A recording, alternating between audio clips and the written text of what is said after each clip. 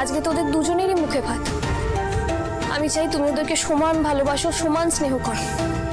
এর থেকে বেশি আমি আর কিচ্ছু চাই না। আচ্ছা, আমি দিদিকে ডেকে নিয়ে আসছি, তোমরা বসো। হ্যাঁ পুতুল, তুই আবার এখন কেন যাবি? আজ তো এইমাত্র নামলি। আমি যাচ্ছি, আমি গিয়ে ডেকে আনছি।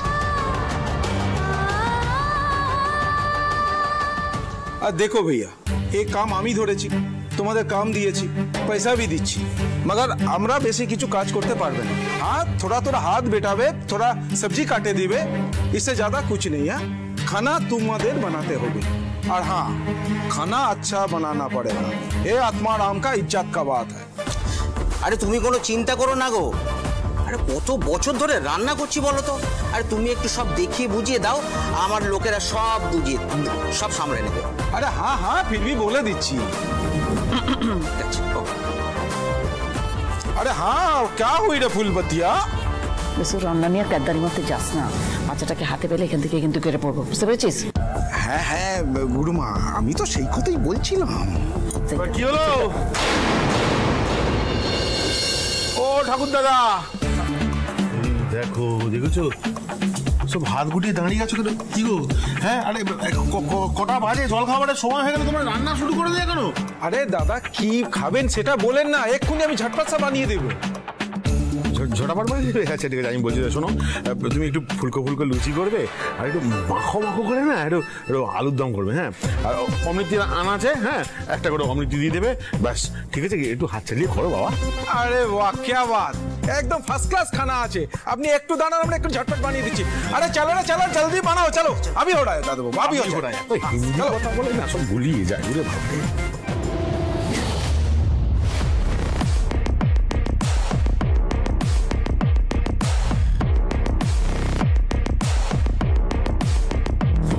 যা দেরি হয়ে গেলে কিন্তু লাফড়া হবে। কে বাচ্চাটাকে তুলে নিয়ে? আরে দাঁড়াও দাঁড়াও দাঁড়াও, ইল্লি নাকি? হ্যাঁ, যা গিয়ে বাচ্চাটাকে তুলে নিয়ে চলে আয়।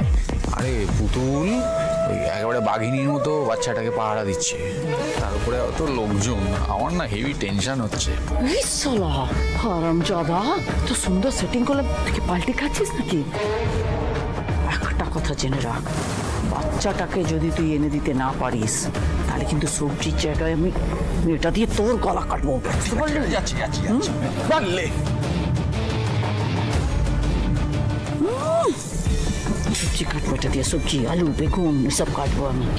সালা, একদিন মানুষের মাথা কাটতাম আমি, আর সেই শিবানী এখন আলু, বেগুন, সবজি কাটবি। সব হয়েছে ওই পুতুল টিটিপি, ওই হারামজাদির জন্য।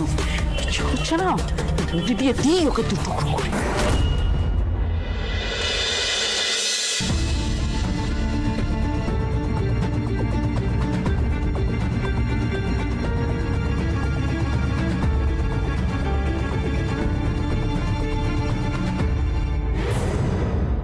কি হলো মিতুল, অত দূরে দাঁড়িয়ে আছো কেন?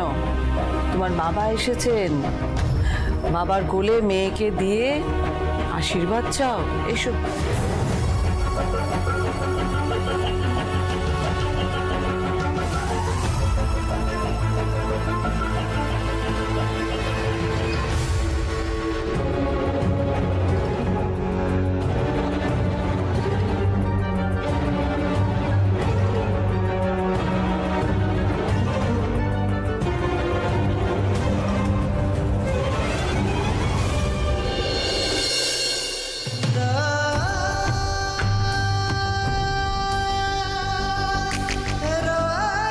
দেখি দেখি দেখি দেখি দেখি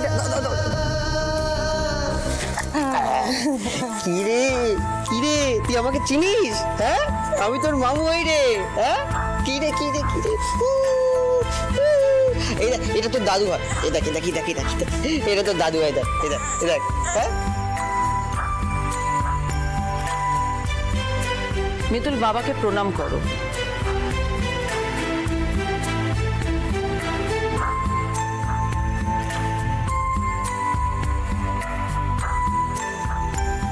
তোকে একটা কথা বলি মিতুল, মেয়েকে তোর মতো না, তোর ছোট বোনের মতন মানুষ করিস। এই যে তুই তোর মেয়েকে নিয়ে সম্মানের সঙ্গে জীবনযাপন করতে পারছিস, এর জন্য ছোট বোন আর তার শ্বশুর বাড়ির প্রতি কৃতজ্ঞ থাকবি।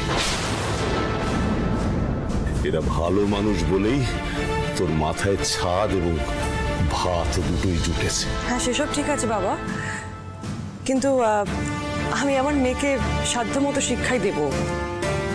কিন্তু তুমি একটা কথা বলো, তুমি কি আজকে কিছু নিয়ে আসোনি কারোর জন্য? মানে খালি হাতে এসেছো? বাড়ির কারোর জন্য কিছু আনোনি? আমার মেয়েটার জন্য কিছু আনোনি? পুতুলের মেয়ের জন্যও কিছু আনোনি?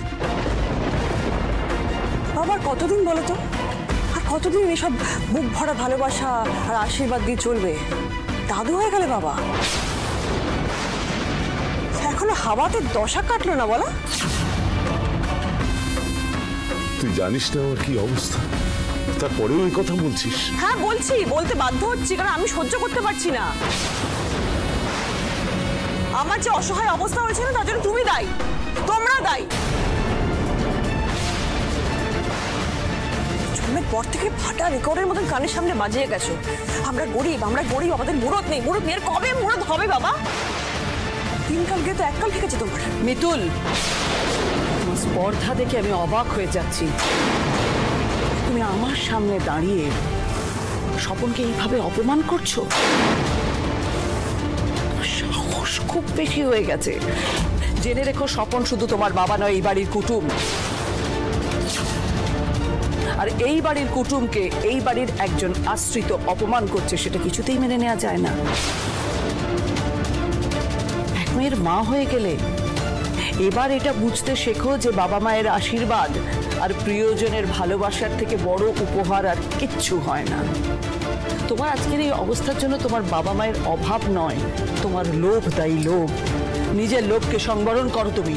না, আমি যে কতটা বুকে জ্বালানি কথাগুলো বলছি আপনি বুঝতে পারছেন না মাঠান। আমার বাবা মা তো আমার বোনের জন্য কিছুই করেনি, বলতে আপনি আমাদের জন্য এত কিছু করেছেন মাঠান। শুধুমাত্র আমার বাবা মা গরিব বলে দায়িত্ব থেকে এড়িয়ে যাবে? দিদি, তুই কথাটা বলতে পারলি? মা বাবা কোনো দিন আমাদের দায়িত্ব থেকে এড়িয়ে যায়নি। শুধুমাত্র তোর আবদার রাখবে বলে ধার করে নিজের ক্ষমতার বাইরে গিয়ে বাবা তোকে গয়নায় মুড়ে দিয়েছিল। তুই কি সেই সব কথা ভুলে গেছিস? আমার কথাটা শোন, আজকে একটা শুভ দিন। বাবা এসছে আজকে আমার মেয়ে, তোর মেয়ে, ওদেরকে আশীর্বাদ করবে, ওদের মঙ্গল কামনা করবে বলে। আজকের দিনে আমি একদম এইসব পুরনো কথা তুলতে চাই না।